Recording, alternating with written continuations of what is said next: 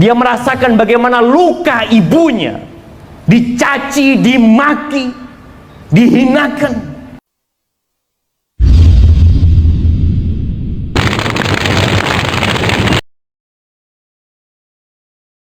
Assalamualaikum warahmatullahi wabarakatuh. Alhamdulillah alladzi bi ni'matihi tatimmu shalihat. Segala puji bagi Allah Jalla Jalaluh yang karena nikmatnya kebaikan-kebaikan menjadi sempurna.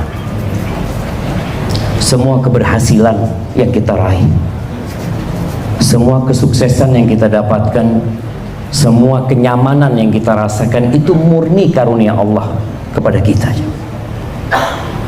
bukan karena usaha kita dan bukan karena kita berhak mendapatkan. Jangan sampai kita seperti Qarun yang ketika diperintahkan kepadanya untuk berbuat baik, Allah berikan kepadanya harta yang berlimpah ruah. Apa kata dia? Innama utituhu ala ilmin indi. Qarun mengatakan, aku dapat seperti ini itu karena ilmu yang diberikan kepada aku, karena kecerdasanku, karena usahaku, karena kerja kerasku. Akhirnya cerita Qarun habis. Allah mengatakan fakhasafna bihi wa bidarihil ardh. Kami tenggelamkan dia bersama hartanya, bersama rumahnya di dalam bumi. Maka hendaklah kita senantiasa mengingat Allah bahwa semua yang kita rasakan itu karunia Allah, dan hanya Allah yang pantas untuk dipuja dan dipuji. Allahumma salli wa sallim ala abdika wa rasulika sayyidina wa maulana Muhammadin wa ala alihi wa ashabihi ajma'in. Ya Allah, semoga salawat dan salam, berkah dan nikmat senantiasa Engkau curahkan untuk hamba kekasih-Mu, untuk baginda Nabi kita Muhammad alaihi salatu wassalam, untuk keluarga beliau, untuk istri-istri beliau, untuk putra-putri beliau, dan untuk seluruh sahabat Nabi.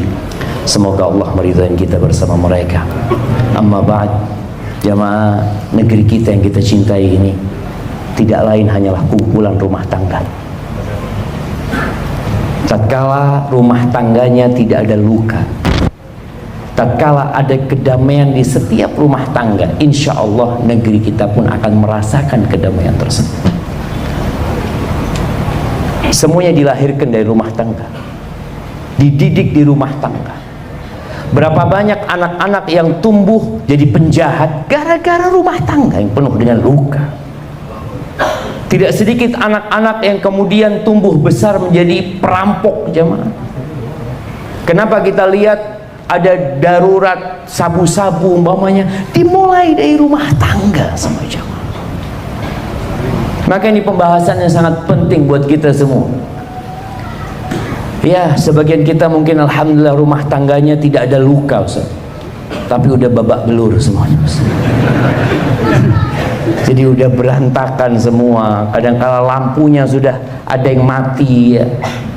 Kipasnya kadangkala mulai bergerak tapi apa jemaah? Itunya nggak ada jemaah.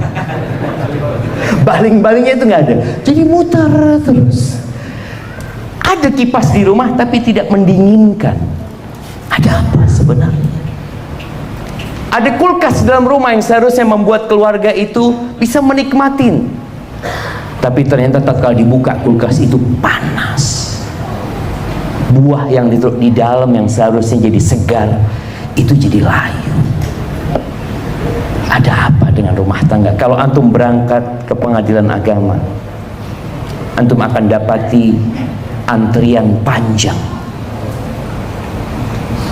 laki-laki atau wanita yang sedang menggugat cerai pasangan hidup. Sebagian kita mungkin mempertahankan rumah tangganya bukan karena cinta, bukan karena dia berbahagia di rumah tangganya, tapi karena malu sama tetangga. Ada yang sudah tua renta jamaah ingin cerai, Anda bertemu dengan mereka, sudah umur 70 tahun, yang istrinya sudah umur 62 tahun, mereka mau gugat cerai. Ahibati fillah, berapa banyak rumah tangga yang sebenarnya diawali dengan cinta, penuh dengan kasih sayang. Mereka sama-sama merajut mimpi, bahkan selalu berpikir bersama keluarga untuk masuk surga. Sang istri cerita sama suaminya tentang cita-cita dia, apa yang dia inginkan. Sang suami juga menjelaskan kepada istrinya apa angan-angan dia ke depan. Ada masa depan yang dia inginkan menjadi masa depan yang cerah. Namun setelah berlangsung beberapa hari, jangan bicara beberapa tahun jemaah, kadangkala beberapa hari. Ini kejadian di Purworejo ya.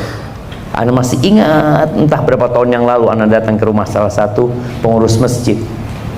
Dia mengatakan, Ustaz, Ana punya keponakan, Ustaz, 4 tahun apa 6 tahun pacaran. Setelah lulus kuliah mereka menikah. Umur pernikahannya hanya 6 hari. Ahibatillah,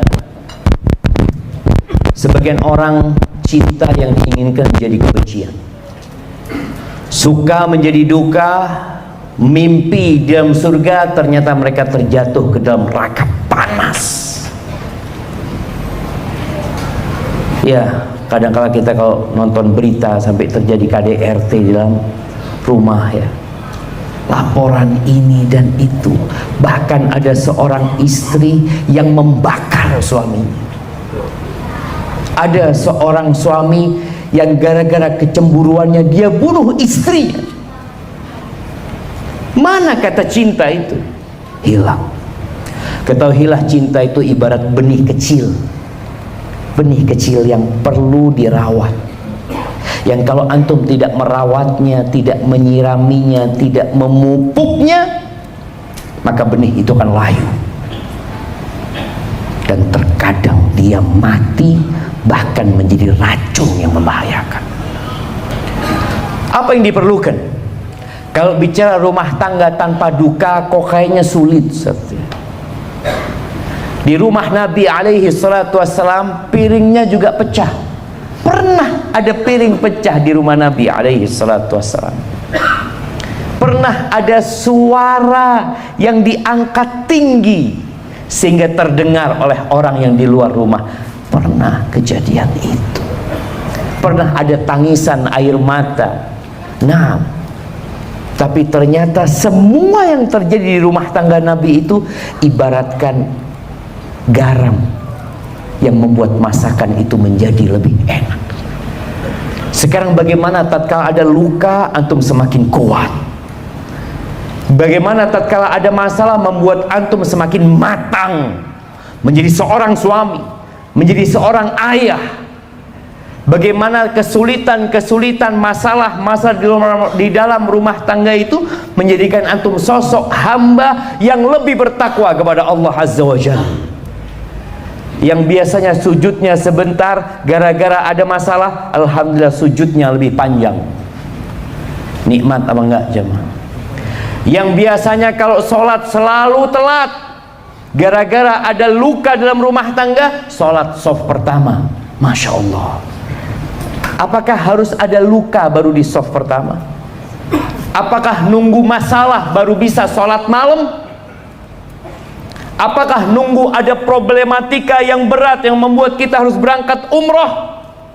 Antum lihat tuh, ternyata masalah-masalah membuat sebagian orang semakin dekat sama Allah Azza wa Jalla. Dan itu yang kita inginkan. Bagaimana menyikapi masalah itu? Dua insan berkumpul dalam satu rumah yang punya pemikiran masing-masing, dan antum harus bisa menyelesaikan hal ini. Yang pertama yang dibutuhkan jamaah adalah ilmu. Ilmu. Dalam segala hal ilmu ini diperlukan. Ketika seorang ingin masak enak, Padahal dia nggak pernah belajar bagaimana masak soto yang enak. Mungkinkah dia masak tanpa ilmu? Nggak bisa. Dia akan cari tahu apa bumbunya, apa bahan-bahannya, bagaimana memasaknya, berapa lama waktu agar jadi enak. Itu perlu ilmu. Orang yang kepingin rumah bagus dan kokoh, mungkinkah dia membangun rumah itu hanya sekedar katanya? Oh, katanya seperti ini, katanya enggak. Kadangkala orang itu panggil arsitek. Anda mau bangun rumah yang bagus, Anda punya fulus, alhamdulillah, tapi untuk bangun rumah Anda nggak bisa. Kita panggilkan untuk orang pintar, dia gambar, mulai dia bangun, jadi benar tuh rumah. Terus bagaimana dengan rumah tangga? Kebanyakan kita itu membangun rumah tangga tanpa pernah sekolah fakultas rumah tangga. Ada jamaah? Nggak ada. Orang kuliah IT, Masya Allah, komunikasi iya, tapi ternyata sebagian orang itu bisa berkomunikasi dengan orang lain, sama istri sendiri nggak bisa komunikasi. Menjadi dokter ada ilmunya, belajar bertahun-tahun, dia belajar, praktek lagi. Ada cerita seorang perempuan jamaah, dia ada di Indonesia, dia dari Indonesia tapi suaminya orang Australia. Dia sempat curhat dulu, dia katakan, Ustaz, semua pasien suami ana kalau ketemu ana selalu memuji suami ana, Ustaz. Masya Allah. Itu perlu ilmu. Orang yang kepingin rumah bagus dan kokoh, mungkinkah dia membangun rumah itu hanya sekedar katanya? Oh, katanya seperti ini, katanya enggak. Kadangkala orang itu panggil arsitek. Anda mau bangun rumah yang bagus, Anda punya fulus, alhamdulillah, tapi untuk bangun rumah Anda nggak bisa. Kita panggilkan untuk orang pintar, dia gambar, mulai dia bangun, jadi benar tuh rumah. Terus bagaimana dengan rumah tangga? Kebanyakan kita itu membangun rumah tangga tanpa pernah sekolah fakultas rumah tangga. Ada jamaah? Nggak ada. Orang kuliah IT, Masya Allah, komunikasi iya, tapi ternyata sebagian orang itu bisa berkomunikasi dengan orang lain, sama istri sendiri nggak bisa komunikasi. Menjadi dokter ada ilmunya, belajar bertahun-tahun, dia belajar, praktek lagi. Ada cerita seorang perempuan jamaah, dia ada di Indonesia, dia dari Indonesia tapi suaminya orang Australia. Dia sempat curhat dulu, dia katakan, Ustaz, semua pasien suami ana kalau ketemu ana selalu memuji suami ana, Ustaz. Masya Allah, engkau beruntung punya suami seperti itu, baik, santun. Ini kata dia, kepingin anda jadi pasien dia. Dia nggak tahu kalau jadi istrinya dia kayak apa. Si kepingin jadi pasien jemaah, bayangin jemaah. Karena untuk jadi dokter itu dia belajar ilmunya. Bagaimana berhadapan dengan pasien? Oh, ada kode etik dokter. Belajar dia. Tapi bagaimana menghadapi istri? Nggak pernah sekolah, nggak pernah dapat ilmunya itu, sama. Ini yang kadang-kala kita remehkan. Padahal rumah tangga ini pondasi negeri ini, syam. Maka kita perlu berbicara tentang rumah tangga lebih dalam. Antum jangan melangkah untuk menikah kecuali punya ilmu. Kalau nggak punya ilmu, belajar. Dari mana kita belajar berumah tangga? Dari orang tua kita. Kalau orang tua kita, bapak kita suka marah sama ibu, oh nanti aku kalau jadi suami kayak gini, kayaknya ini model yang bagus nih, istri jadi tunduk sama kita nih. Jadi dia lihat role model itu bapaknya sendiri. Maka muncullah trauma dari anak perempuan kadang-kadang nggak mau nikah. Kenapa dia trauma? Karena dia pikir semua laki-laki kayak bapaknya. Dia merasakan bagaimana luka ibunya, dicaci, dimaki, dihinakan. Padahal laki-laki nggak semua kayak gitu. Banyak laki-laki yang baik gitu. Maka di sini belajar. Maka malam ini kita akan belajar. Yang kedua, niat. Antum selama ini menikah niatnya buat apa sih? Sebagian laki-laki menikah karena nggak enak dikatakan jomblo terus. Kapan kau menikah? Kata dia. Akhirnya terpaksa dia menikah. Niatnya hanya nggak ingin dikatakan jomblo. Sebagian laki-laki dan wanita menikah karena sudah melakukan yang haram. Dia berzina, istrinya hamil, sehingga ini ada masalah panjang jamaah. Bagaimana anak itu nanti dinasabkan kepada siapa? Engkau sebelum menikah sudah bikin luka dalam kehidupan ini. Engkau sudah membuat Allah murka, membuat keluarga malu, membawa aib yang dibawa seumur hidup. Anakmu anak zina. Gimana kemudian engkau menginginkan rumah tangga tanpa luka kalau sudah dimulai dengan luka? Maka solusinya engkau niat beribadah. Kalaupun sebagian terjebak dalam dosa, niatkan bertobat kepada Allah.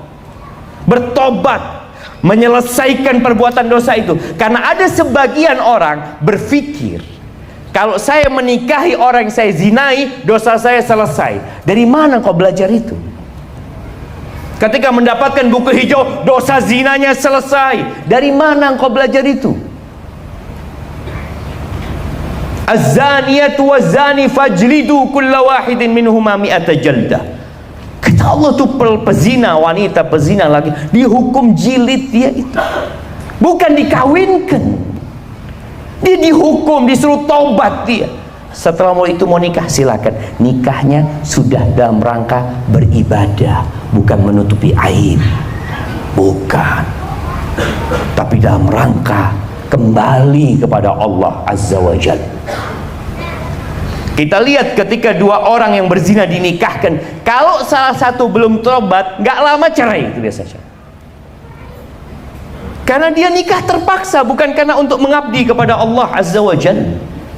Maka bagaimana Rasul Sallallahu Alaihi Wasallam mengatakan ketika turun ayat-ayat yang berkaitan dengan menimbun harta emas dan perak, di mana kalau nggak dikeluarkan zakatnya itu akan jadi setrika buat orang-orang tersebut. Akhirnya para sahabat mengatakan, ya Rasulullah, law alimna ayya malin afdal fanattakhidah. Kalau kita tahu ya Rasulullah harta apa yang paling baik, kita akan cari itu harta. Maka beliau menyebutkan 3. Siapa yang ingat jemaah? Nah, siapa yang mau jawab? 3 harta yang seharusnya kita cari mati-matian. Ada hadiahnya jemaah, banyak hadiahnya di sini. Nah, mana yang mau jawab? Hadiahnya taruh di atas ya, biar tahu mereka. Ana tambahin hadiahnya tuh, masya Allah. Fadhal, ya, berdiri antum yang mau jawab. Satu lisan yang berpikir, istri yang soleha yang wajib kepada suami yang mu'minah. Satu lisan yang pandai berzikir. Yang kedua, hati yang bersyukur. Istri yang soleha yang membantu suami dalam urusan akhirat. Masya Allah. Fadl kirimkan ke sana, ke belakang. Tuh jamaah, bukan mobil yang bagus, rumah yang mewah. Apa gunanya antum punya rumah yang mewah kalau isinya berantakan? Kita kadang-kadang kalau melihat orang rumahnya bagus, mewah, ya Allah enak banget yang tinggal di sini. Padahal sudah nggak ada penghuninya. hidup masing-masing. Enggak, Nabi nyebutkan 3. Afdaluhu lisanun dzakir. Lisan yang senantiasa berzikir, naik motor berzikir, masuk rumah berzikir, makan berzikir, selesai makan berzikir, masuk pasar berzikir, pakai baju berzikir, kemanapun dia pergi dia berzikir, ingat sama Allah. Yang kedua, wa qalbun syakir, hati yang pandai bersyukur. Mau dapat 20.000 sehari, alhamdulillah. Ada teman-teman mungkin yang sampai hari ini belum punya motor. Siapa yang belum punya motor? Angkat tangan, jangan. Nah, angkat tangan yang belum punya motor. Angkat yang tinggi lah antum, jangan malu lah. Ada yang mau kasih motor sama antum. Baik, sebagian orang sedih nggak punya motor, kawannya punya motor. Mau engkau punya motor tapi nggak punya kaki? Mau kasih motor, kasih mobil BMW 2023 tapi nggak punya kaki, supaya antum tahu harga kaki antum lebih mahal dari semua mobil yang ada di muka bumi ini. Cuma kita nggak pandai bersyukur, jamaah. Melihat handphone, aduh bagus banget, harganya mahal. Wallahi antum cari mobil handphone paling bagus di dunia, tetap lebih bagus telinga antum, jamaah. Apa gunanya antum punya handphone bagus tapi antum tuli, kemana-mana pegang handphone? Kata orang ini agak-agak waras ini, orang dia nggak denger, ada apa pegang handphone? Wallah jamaah. Maka yang paling utama adalah qalbun syakir, hati yang pandai bersyukur. Bagaimana Urwah ibn Zubair mengajarkan ini, perlu kita miliki dalam rumah tangga kita. Hati yang pandai bersyukur. Ketika dia harus dipotong kakinya satu, dia mengatakan, ya Allah, engkau berikan kepada aku 4, 2 kaki dan 2 tangan. Yang engkau ambil 1 ya Allah, engkau sisakan 3 ya Allah. Ini orang yang pandai bersyukur, selalu melihat kepada nikmat yang Allah berikan. Sebagian kita selalu susah. Kalau ketemu cerita saya punya masalah ini, kalau punya rezeki nggak pernah cerita dia. Tapi punya masalah, satu kampung tahu, bahkan se-Indonesia tahu.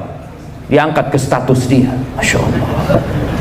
Ingat yang kedua, qalbun syakir. Dimanapun antum tinggal, bersama siapapun antum hidup, antum akan bersyukur kepada. Yang ketiga, wa zaujatun mu'minatun tu'inuhu ala amril akhirah.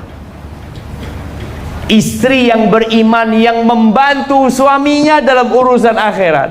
Bukan membantu suaminya bangun rumah, bukan membantu suaminya beli tanah, bukan membantu suaminya beli mobil. Saya alhamdulillah Ustaz, rumah ini dibantu sama istri saya. Enggak, bukan itu. Istri yang soleha, yang kalau malam hari bangunin suaminya, bang, tahajud bang. Ada istri yang masya Allah, bang, jam 3 bang, bolanya udah mulai. Nah, bukan itu jamaah. Bukan yang membangunkan suaminya untuk kerja, bang, jam 7 bang, masuk kerja bang, bukan. Tapi dia bangunkan suaminya untuk salat subuh. Itu harta yang paling mulia. Ad-dunya mata wa khairu mata'iha al-mar'atus salihah. Dunia ini kesenangan ya. Dan sebaik-baiknya kesenangan dunia itu bukan istri yang cantik. Apa gunanya antum punya istri cantik tapi ngelirik laki-laki lain? Tapi istri yang salehah, yang kalau dipandang menyenangkan hati. Sebagian kita itu kalau memandang menyenangkan hati, memandang siapa? Istrinya tetangga. Menyenangkan hati. Bukan istri antum sendiri, cuma menyenangkan hati. Kalau disuruh taat, ditinggal sama suaminya, jaga kehormatan dirinya, jaga harta suami. Maka tadi niatkan ketika menikah beribadah kepada Allah Azza wa Jalla. Gimana Ustaz kalau ana salah niat dulunya? Perbaiki niatmu sekarang. Bisa kau memperbaiki. Terus yang ketiga doa. Wallahi jamaah, hati manusia itu di tangan Allah. Cinta, kasih sayang, itu nikmat yang Allah berikan. Allah Azza wa Jalla berfirman di surat Al-Anfal ayat 63. Ini berkaitan dengan bagaimana orang-orang Ansor bisa bersatu, bisa damai, yang sebelumnya mereka konflik bertahun-tahun, puluhan tahun.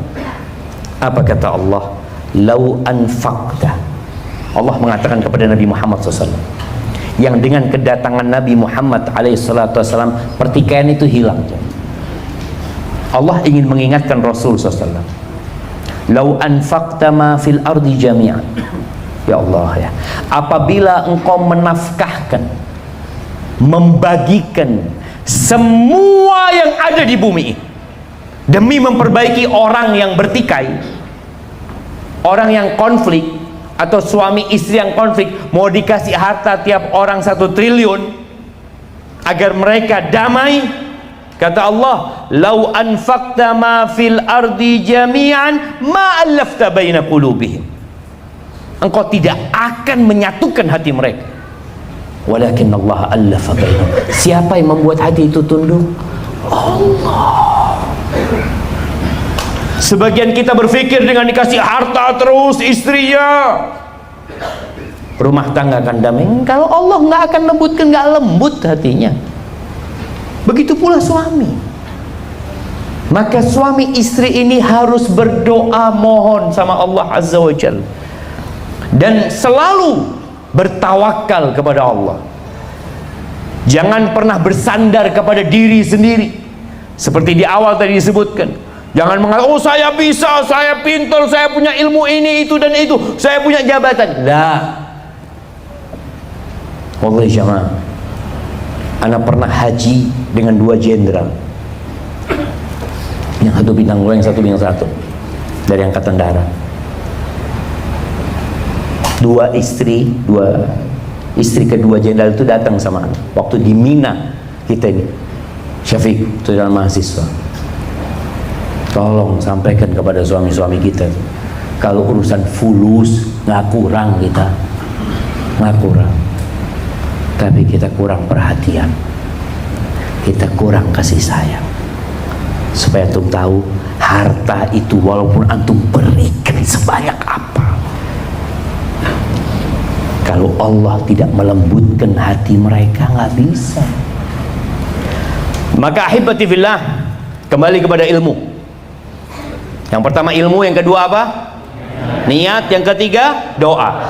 Ilmu yang pertama yang harus antum pelajari berkaitan dengan rumah tangga ini adalah tentang hak dan kewajiban. Apa sih hak pasangan hidup antum? Jangan tanya dulu apa kewajiban istri antum. Sebagian suami itu yang dipikirkan apa? Haknya dia, kewajiban istrinya. Enggak, yang antum perlu pelajari, apa kewajiban ana sebagai seorang suami. Makanya tatkala orang itu bekerja di sebuah perusahaan, dikasih tahu dia hak dan kewajiban, supaya dia dapat menjalankan tugasnya dengan baik. Kewajibanmu masuk kantor sebelum jam 7, pulang jam 4. Kewajibanmu harus pakai seragam berwarna ini. Kewajibanmu, kau harus duduk menyelesaikan tugasmu dari pagi sampai sore, baru boleh pulang. Hakmu baru disebutkan, engkau akan dapat gaji sekian, dapat tunjangan sekian, dapat bonus sekian. Nah, sebagian orang itu yang ditanyakan apa? Bonusnya apa? Gajinya berapa? Dan itu terjadi dalam rumah tangga. Banyak di antara kita jemaah ketika menikah yang dipikirkan cuma malam pertama, Masya Allah, sehingga ada istilah bulan madu. Madunya berapa lama? 1 bulan, kadang-kadang nggak sampai sebulan, sisanya wallahu a'lam. Maka tolong pelajari dan menuntut ilmu ini kewajiban buat setiap muslim. Talabul ilmi fariidatun ala kulli muslim. Bukan sunnah ya, bukan anjuran. Ketika antum mau sholat, antum harus belajar ilmu tentang sholat, wajib. Ketika mau berangkat haji, jemaah haji itu oleh Depak diadakan apa buat mereka? Manasik haji, karena wajib buat mereka. Mereka mau melaksanakan ibadah tersebut. Dan ketika antum mau menikah, antum wajib belajar tentang hak dan kewajiban antum, pasangan hidup antum. Ketika dua orang ini tahu dengan hak dan kewajibannya, kemudian mereka saling melaksanakan apa yang menjadi kewajiban mereka, ya udah, insya Allah itu akan jadi pupuk untuk cinta yang ada di awal. Ada seorang suami yang hanya minta dilayani, tapi dia tidak pernah berbagi dengan istrinya. Di beberapa daerah jemaah, kesian ketika sang istri itu harus bekerja cari nafkah. Sang istri perempuan itu wajib bekerja apa enggak? Wajib apa enggak? Wajib jemaah. Kalau enggak kerja, tutup negara kita ini. Wajib kerja, tapi bukan wajib cari nafkah. Dia wajib bekerja. Ini bicara hak dan kewajiban. Kadangkala sebagian suami dia maksa istrinya bekerja cari nafkah. Loh, kewajiban cari nafkah itu engkau sebagai suami, bukan aku. Ketika istrinya mau resign, berhenti kerja, kata suami, jangan. Loh, kok jangan? Aku itu istri, bukan pekerja. Kalau dia mau bekerja karena inisiatif dari dirinya, tafadhol. Tapi bukan disuruh sama suami, dipaksa. Enggak. Dia capek. Bagaimana seorang istri, jemaah? Kalau bicara di beberapa negara, kita sudah lihat sebagian negara itu piramidnya sudah kebalik. Banyak perempuan nggak mau punya anaknya. Jadi jumlah orang tuanya itu lebih banyak daripada anak-anak. Di Singapura, jangan jauh-jauh. Di Jerman, di Rusia. Kenapa? Karena banyak wanita mereka itu juga bekerja. Ketika dia bekerja cari nafkah, lalu dia disuruh hamil, disuruh menyusui anaknya, membesarkan. Ini kezaliman para laki-laki kepada istri. Engkau yang cari makan lah. Masa aku sudah membesarkan anakmu, gendong anakmu seharian. Ingat, perempuan bekerja di rumah kalau punya anak itu berapa jam? 24 jam kali 7 hari kali 30 hari sebulan. Ada istri antum ngajukan cuti sama antum, bang, anak mau cuti ngurusin anak-anak bang ya. Oh iya, engkau punya hak cuti dalam setahun 12 hari selain liburan bersama. Nggak ada tuh perempuan cuma. Tengah malam istri kita, tengah malam anak nangis, bapaknya bangun. Bapaknya bangunkan istrinya. Anaknya nangis, tidur lagi dia. Kenapa? Karena dia berpikir aku bisa harus bekerja. Ya itu memang, itu tugas laki-laki. Tapi jangan engkau bebankan dua kepada perempuan. Disuruh cari duit, disuruh melahirkan anak, besarkan anak. Ar-rijalu qawwamuna 'alan nisa. Kata Allah, laki-laki itu pemimpin buat para wanita. Pemimpin. Kenapa dia jadi pemimpin? Yang pertama, bima faddalallahu ba'dahum 'ala ba'd. Karena laki-laki itu dikasih jiwa kepemimpinan. Laki-laki itu lebih mengutamakan akal. Dikasih itu. Hak cerai ada di suami. Kalau hak cerai ada di istri, kira-kira ada yang datang ke masjid masih berstatus suami, mungkin sudah diceraikan semua sama istrinya. Istri itu sakit hati sedikit, bawa koper dia pulang. Udah, aku pisah aja. Laki-laki enggak. Makanya perempuan bisa gugat cerai tapi tidak menceraikan dirinya sendiri. Bima anfaqu, yang pertama bima faddalallahu ba'dahum 'ala ba'din. Yang kedua, wa bima anfaqu min amwalihim. Karena suami itu memberikan nafkah. Para ulama menyebutkan tatkala engkau memperhatikan konflik atau luka yang terdapat dalam rumah tangga, kebanyakannya timbul disebabkan kedua pasangan ini tidak ngerti sama hukum syariat, nggak ngerti, nggak belajar dia. Yang ada tadi belajarnya dari rumah tangga dia, bagaimana bapaknya mendidik ibunya, mengajari ibunya, atau menghajar ibunya, dia lakukan itu. Itu kebanyakan. Maka tolong yang istri berusaha untuk mempelajari, apa sih tugasku sebagai istri? Laksanakan tugasmu. Suami melaksanakan tugasnya. Ustadz, kalau ana sebagai istri, hak-hak ana tidak diberikan oleh suami, minta hakmu sama Allah Azza wa Jalla. Itu juga dipelajari. Ada jalan istri yang tidak mendapatkan haknya dari suaminya. Umpamanya tadi bicara perhatian kurang, suaminya sibuk bekerja, baik suaminya sholat 5 waktu tapi perhatian kurang, iyalah anak akan cari perhatian dari Allah Azza wa Jalla demi menyelamatkan rumah tangganya. Ilmu yang kedua, mengenali pasangan hidup. Laki-laki dan wanita itu berbeda, semua punya keistimewaan, tapi juga punya kekurangan. Bagaimana Nabi SAW menjelaskan kepada para laki-laki tentang para istri? Beliau mengatakan, khuliqatil mar'atu min dila. Perempuan itu diciptakan dari tulang rusuk yang bengkok tuh jam. Yang laki-laki berusaha mengenali bagaimana sih perempuan itu kayak apa sebenarnya. Yang perempuan juga tahu laki-laki itu seperti apa. Sehingga ada jalur komunikasi yang bagus nantinya.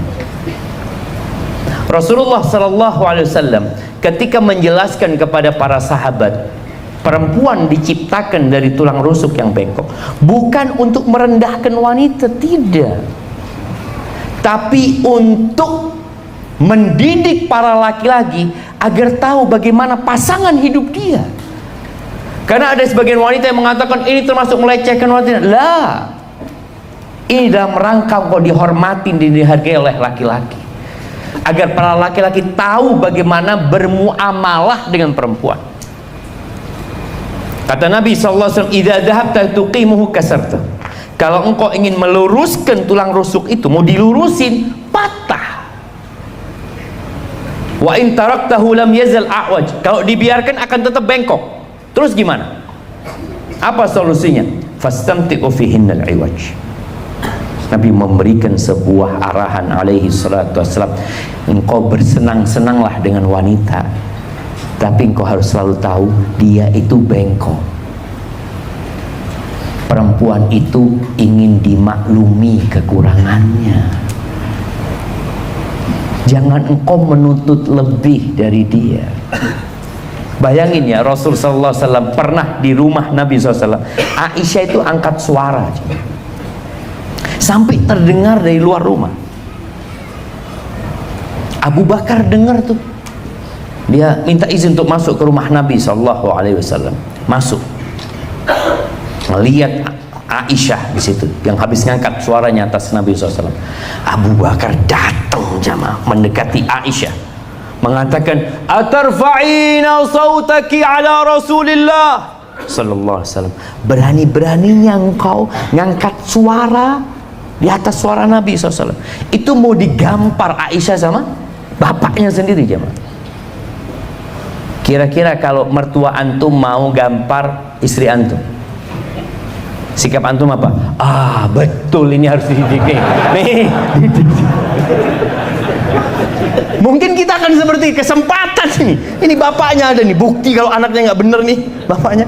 Nabi SAW langsung pasang badan, dia menghalangi Abu Bakar dari Aisyah, nggak boleh mendekat kepada Aisyah radhiyallahu ta'ala. Berangkat sudah, Abu Bakar pulang karena nggak bisa mendekat ke Aisyah, pulang. Nabi SAW duduk sama Aisyah mengatakan, Aisyah, engkau nggak lihat tadi aku belain engkau dari laki-laki tadi itu yang memukul engkau itu? Akhirnya mereka jadi berdamai, jangan. Sebagian kita itu selalu memperbesar masalah kecil, dan itu yang banyak terjadi. Kenapa luka itu semakin melebar, dan sebagian luka sudah sembuh tapi jadi borok di dalam? Gara-gara kita suka menjadikan masalah remeh jadi besar. Banyak perempuan mengatakan, Ustaz, suami ana marah itu gara-gara masalah remeh. Ustaz, antum harus belajar jadi singa di luar rumah dan menjadi macan di dalam rumah. Ingat kisah 11 wanita yang menceritakan suaminya. Dia cerita tentang suaminya. Ini buka-bukaan dia tentang suaminya. Salah satunya mengatakan, Zauji idza dakhala fahid. Suamiku tuh kalau masuk rumah itu kayak macan. Wa idza kharaja asid. Kalau dia keluar rumah, dia seperti singa. Wala yas'al amma ahid. Dan dia tidak pernah menanyakan apa yang dia tinggalkan. Para ulama menjelaskan ini pujian buat suami. Suaminya itu kayak macan, urusan-urusan remeh, kecil, nggak diurusin sama dia. Dia tidak akan pasang badan kecuali untuk urusan yang besar, itu macan.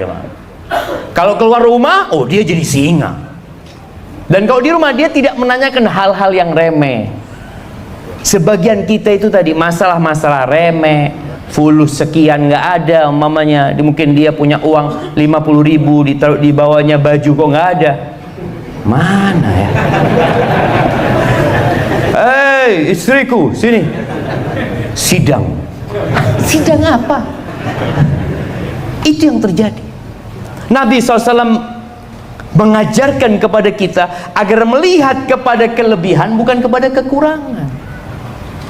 Kata Nabi SAW, la yafraq mu'minun mu'minah. Nggak boleh laki-laki yang beriman membenci istri yang beriman. In kariha minha khuluqan radhiya minha akhar. Kalau ada perilaku istrinya yang tidak dia sukai, bukankah ada yang lain yang dia sukai? Lihat kepada kelebihannya. Pernah lihat ada orang dites kerja, jemaah? Dia melamar kerja, lalu sama yang mengetes itu bertanya, Bapak nggak bisa apa? Pernah ditanya, Bapak nggak bisa apa? Yang ditanya apa? Bapak bisa apa? Itu yang penting buat dia. Yang tidak dia bisa, tidak dia tanyakan. Dan itulah yang kita lihat kepada pasangan hidup kita. Allah Azza wa Jalla mengatakan, wa'ashiruhunna bil ma'ruf. Wa'ashir, pergaulilah istri-istri kalian, sama istri juga mempergauli suaminya dengan cara yang ma'ruf. Bukan sekedar hak dan kewajiban. Yang penting anak melaksanakan kewajiban anak, enggak. Antum suka enggak jamaah kalau gaji antum 10 juta tiap bulan, tahu-tahu dikasih bonus 5 juta? Suka enggak? Kalau bonusnya lebih banyak tambah suka enggak? Lakukan itu kepada pasangan hidup antum. Jangan hanya memberikan hak dia, tapi berikan bonus kepada dia. Artinya ada perkara-perkara yang sebenarnya nggak wajib buat antum, tapi antum kerjakan buat dia. Istri pun seperti itu. Fa in karihtumuhunna, kalau kalian benci sama pasangan hidup kalian, ceraikan mereka, balikin ke orang tuanya. Jangan. Engkau mau nikah sama siapa? Enggak, saya mau cari yang lurus, nggak ada bengkok semuanya. Antum mau kemana? Nggak ada di Purwakarta, Ustaz. Lurus-lurus nggak ada. Kemanapun, ke ujung dunia semuanya. Baik, kok antum mau ganti istri 20 kali, ya Allah, ternyata kayak gini semua perempuan. Ya memang kayak gitu. Fa in karihtumuhunna fa'asa an takrahu syai'an wa yaj'alallahu fihi khairan katsira. Kalau kalian benci sama mereka, boleh jadi yang kalian benci itu ternyata Allah jadikan banyak kebaikan di sana. Mungkin istrimu tidak pandai memasak, tapi istrimu pandai mengaji. Mungkin istrimu memberikan makanan, ya Allah, kok kayak gini ya makanan. Apa anak salah pilih istri? Anak kalau makan di rumahnya tetangga kok enak terus ya. Padahal tetangga itu punya masalah. Sama. Ya Allah, ini istri anak makanannya enak tapi ngajar ngaji anak gak bisa, ya Allah, astagfirullah. Istrinya tetangga barusan suaranya enak ya. Apa anak salah istri? Padahal sama-sama semuanya jemaah. Semua orang itu punya kelebihan dan kekurangan. Maka fokus kepada kelebihan, bukan kepada kekurangan. Itu yang diajarkan.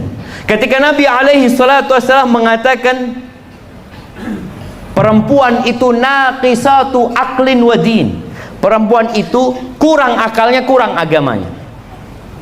Ini juga pendidikan buat kaum laki-laki. Perempuan itu datang bulan dulu. Kau ketahui ketika dia datang bulan, dia nggak sholat aja nggak Allah wajibkan, bahkan nggak boleh dia sholat. Kondisi emosionalnya kadangkala bermasalah, dia capek, letih, dan itu supaya suaminya sadar dia bukan laki-laki. Memang dia kayak gitu. Kadangkala seorang suami, ya Allah ya, istri satu ini datang bulan jadi nggak enak katanya. Memang kayak gitu. Coba anak punya 4, antum punya 4, semua datang bulannya bareng. Antum mau apa tuh? Ya Allah, ahsan di surga. Ya memang ahsan di surga jamaah. Nabi ketika menjelaskan itu agar antum paham, dia seperti itu. Emosionalnya nggak terkontrol kadangkala. Kadangkala antum ngomong maksudnya baik, dia sakit hati. Ya memang kayak gitu perempuan. Antum yang kudu sabar. Sabar. Kenapa? Antum laki-laki. Antum jadi pemimpin. Ketika pemimpin nggak penyabar, apa yang akan terjadi? Akan banyak yang terluka di dalam rumah itu. Berapa banyak anak-anak yang akhirnya benci sama bapaknya, benci sama bapak. Anak bener-bener sama kuping ini panas ya kalau sudah dengar orang curhat ini itu. Sampai dalam hati anak, dulu waktu nikah nggak pernah konsultasi sama anak, sekarang ruwet ngomongnya sama anak gitu kan. Berarti kan jadi anak yang dapat lukanya gitu jemaah, senengnya nggak pernah dapat anak. Tapi itu kita juga harus sabar menghadapi orang-orang ini. Mungkin kita bisa memberikan solusi. Kemudian ketahuilah apa yang disukai dan apa yang tidak disukai. Perlu ilmu itu. Karena anak kepingin para wanita tidak lagi mengatakan, Ustaz suami anak ini temperamental Ustaz, suka emosi marah padahal masalah remeh. Oke, engkau tahu masalahnya apa? Iya Ustaz, masalahnya kadangkala kopinya itu kurang manis. Terus ya masa masalah gitu aja dia marah? Loh, yang salah yang marah apa yang bikin kopi? Yang bikin kopi kan. Loh, tapi dia tuh nggak tahu diri Ustaz. Sudah tenang. Setiap bikin kopi gulanya di luar. Bang, kalau kurang manis tambahin bang. Insya Allah. Dia ketika kurang manis dia lihat istrinya. Tuh nambah. Tapi dia nggak jadi marah karena udah harus nambahin sendiri. Jadi istri ini ketika tahu apa yang tidak disukai suami, suami tidak suka istri pakai daster. Apa yang harus dilakukan? Bagikan ke tetangga dasternya. Iya, artinya dia sudah tahu suami ini nggak suka Ustaz dengan ya rumah berantakan. Berarti jangan pernah melihat rumah berantakan. Suami ini nggak suka Ustaz kalau manggil kemudian anak nggak datang. Tapi juga para suami harus tahu, karena kita ada di markasnya tentara ini, kadang-kala ada suami yang bintangnya dia bawa ke rumah. Istrinya namanya anggap Sumaya. Sumaya datang, siap dan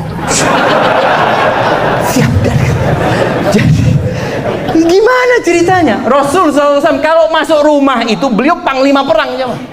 Ketika masuk rumah beliau jadi suami, jadi bapak buat anaknya. Nggak ada bintang-bintang itu.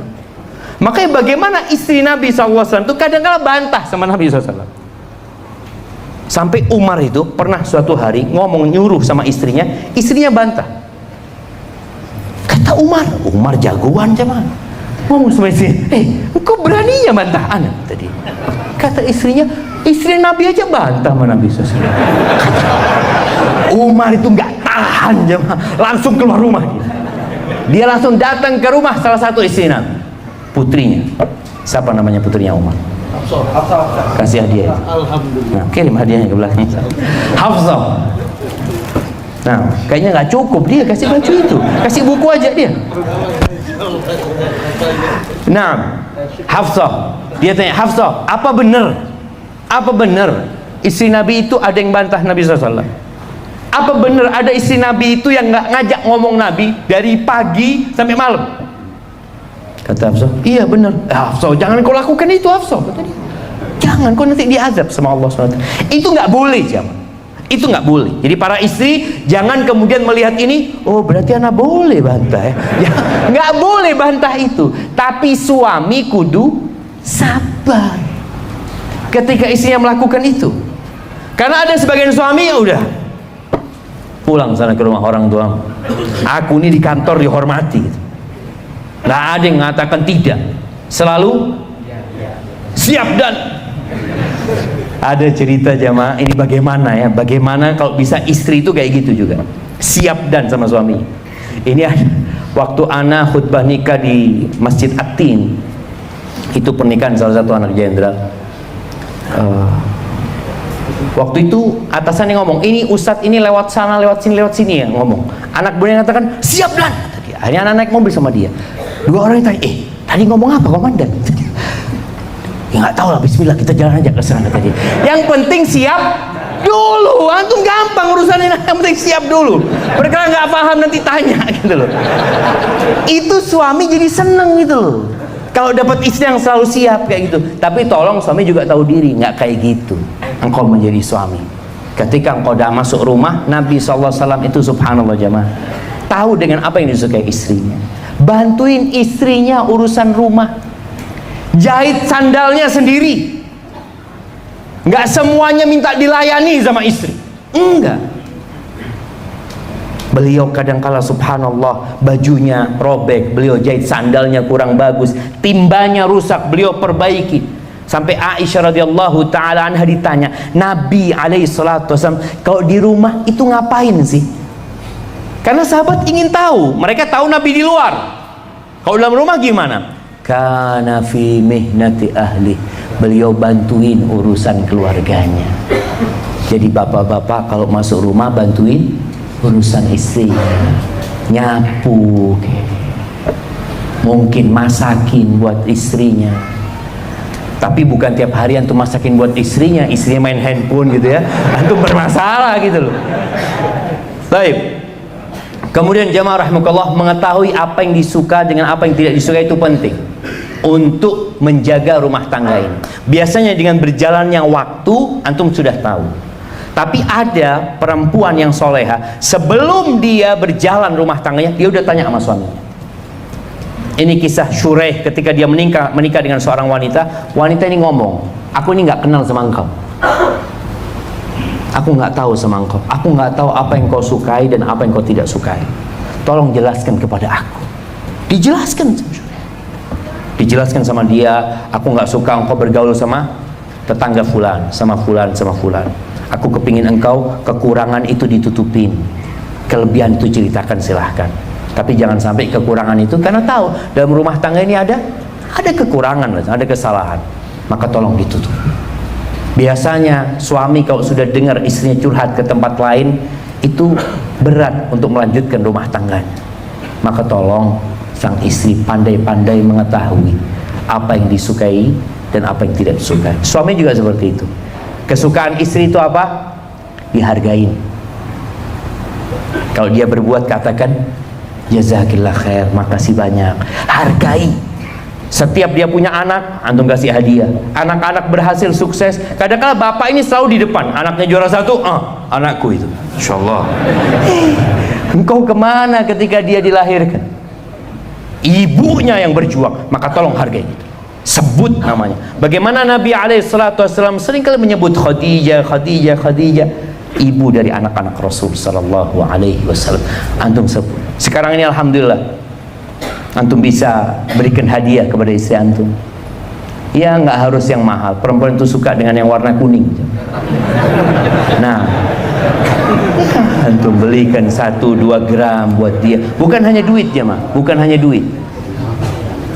Seorang istri dikasih duit 5 juta sama dikasih cincin harga 2,5 juta, Kira-kira dia suka mana? Cincin sama kelebihan 2,5 juta. Iya, ada cincin dikasih nih, kan ada suratnya kan? Bang, ini 2,5 juta mana? Oh ya, kasih duitnya. Antum supaya tahu jemaah, itu suka seperti itu. Dan antum lakukan. Kalau antum nggak punya harta untuk menyenangkan dia, senangkan dia dengan perhatian. Senangkan dia dengan pujian. Senangkan dia dengan sanjungan. Antum nggak bisa belikan hadiah buat dia yang baik, antum datang ke tempat bikin plakat jemaah. Tahu plakat penghargaan itu? Antum bikin sana penghargaan buat istri anak. Kenapa? Sudah dampingin anak 7 tahun, alhamdulillah. Itu dia akan ceritakan. Atau antum bikin surat penghargaan, berangkat piagam penghargaan. Berapa harga piagam penghargaan itu jemaah? Mungkin 20.000. Antum kasih figura, penghargaan telah memasakkan buat aku selama 9 tahun. Allahu Akbar. Itu dipajang mestinya. Banyak piagamnya dia. Dia suka. Antum nggak percaya. Bunga, antum berangkat ke toko bunga, belikan bunga, kasih. Biasanya anak kalau belikan bunga istri itu ada kertas itu, tulis di situ aja. Itu dia akan foto, dia sebarkan kemana-mana karena dia bahagia. Tapi kalau cuma dikasih fulus, apalagi fulusnya cuma untuk nafkah, kasih fulus, iya bang, barakallahu fiik. Jadi tolong antum pandai-pandai mengetahui apa yang disukai dan apa yang tidak disukai. Taib, yang terakhir. Ada 2 yang terakhir. Yang pertama, jangan bawa makan haram ke dalam rumah. Jangan bawa harta haram ke dalam rumah. Itu jadi penyakit. Tidaklah 2 orang yang saling mencintai kemudian dipisahkan illa bidzambin ahdatsahu ahaduhum, melainkan karena dosa yang dilakukan oleh salah satu dari keduanya. Dan di antara dosa yang dapat berdampak kepada kehidupan itu makan haram. Kalau ternyata naik motor dari hasil yang haram, antum belikan nafkah kepada istri antum dari hasil yang haram, kira-kira Allah akan ridho sama antum? Antum berdoa nggak dikabulkan doa, antum minta sama Allah nggak diterima. Antum berangkat umroh, berangkat haji dari hasil yang haram, la labbaik wala sa'daik. Kata Allah, nggak perlu engkau datang ke sini, nggak perlu, nggak ada kebahagiaan buat engkau gara-gara makan haram. Dan seorang istri juga harus mendukung suami. Sabar. Karena ada sebagian istri gara-gara banyak tuntutan suaminya akhirnya bekerjanya nggak benar. Nggak sabar, kepingin cepat punya rumah, kadangkala rumahnya dengan cara riba. Nggak sabar ingin cepat punya motor, akhirnya motornya dengan sistem riba. Nggak sabar kepingin ini itu, akhirnya ada yang haram dalam rumah tangga. Jaga. Dan sebagai penutup, Nabi SAW itu pernah mendiamkan istrinya yang 9, kira-kira tahun 9 Hijriah. 9 istri Nabi itu diboikot sama Nabi SAW. Nabi tinggal di sebuah kebun, ada rumah kecil di kebun itu, tinggal sebulan. Beliau tidak datang. Kenapa? Beliau menghajar istri. Urusan dunia, tuntutan yang berlebihan, konflik yang terkadang yang seharusnya tidak dibuat konflik. Sampai turun firman Allah di surat Al-Ahzab ayat 28-29. Allah mengatakan, ya ayyuhan nabi. Setelah 1 bulan Nabi mendudukkan istrinya satu persatu. Kenapa? Karena visi misi mereka berubah. Dan itu yang menyebabkan banyak luka dalam rumah ketika visi dan misi nggak sama. Allah mengatakan, ya ayyuhan nabi, wahai nabi, qul li azwajika, katakan kepada istri-istrimu, in kuntunna turidnal hayatad dunya wa zinataha, kalau ambisi kalian kehidupan dunia, perhiasan dunia, kemewahan dunia, fata'alaina umatti'kunna, kalian kemari, aku kasih mut'ah buat kalian, aku kasih kesenangan buat kalian, aku kasih harta buat kalian. Thumma usarrihkunna sarahan jamila, dan aku akan ceraikan kalian dengan perceraian yang baik. Nggak bisa dilanjutkan rumah tangga ini. ketika satu ingin ke timur, satu ingin ke barat, nggak bisa. Maka Nabi memberikan keputusan, Allah yang menurunkan firman Allah ini. Wa in kuntunna turidna Allah wa rasulahu wad daral akhirah. Kalau ambisi kalian Allah, mencari keridhaan Allah, mencari keridhaan ketaatan kepada Rasul SAW, wad daral akhirah, dan kehidupan akhirat. Kalau ambisinya akhirat, wallahi jamaah, dunia dan isinya ini yang diperebutkan sekarang oleh 8 miliar manusia kira-kira, itu tidak lebih dari satu sayap nyamuk. Antum ambil nyamuk itu, antum lihat dunia dan isinya ini, kira-kira kalau dikumpulkan bisa nggak bikin nyamuk ya? Nggak bisa. Allah tiap hari bikin nyamuk. Dunia dan isinya tidak lebih dari satu. Maka Nabi diperintahkan mengatakan kepada istri-istrinya, kalau ambisi kalian akhirat, fa innallaha adda lil muhsinati minkunna ajran azima. Sesungguhnya Allah menyediakan buat orang-orang baik di antara kalian pahala yang besar, jamaah. Pernah melihat di dunia ini perempuan pakai baju 10, jamaah? Pernah lihat? Istri antum kalau pakai baju mentok berapa? 2, 3. Wanita surga itu pakai baju 70, jamaah. Sekali pakai 70, bayangin. Dan 70 pakaian itu bisa dinikmatin dari segala penjuru. Antum bisa ngeliat dia dari arah sini, ya Allah, indah sekali. Dan dari 70 lapis pakaian itu, sumsum kakinya kelihatan, jamaah. Kerudungnya perempuan itu lebih baik dari dunia dan isi. Maka tolong, ambisi kita adalah kehidupan akhirat. Kita makmurkan dunia ini dengan ketaatan kepada Allah Azza wa Jalla. Kita jaga rumah tangga kita ini dengan menjalankan perintah Allah, perintah Rasulnya. Insya Allah luka-luka itu akan hilang dari rumah tangga kita. Barakallahu fiik.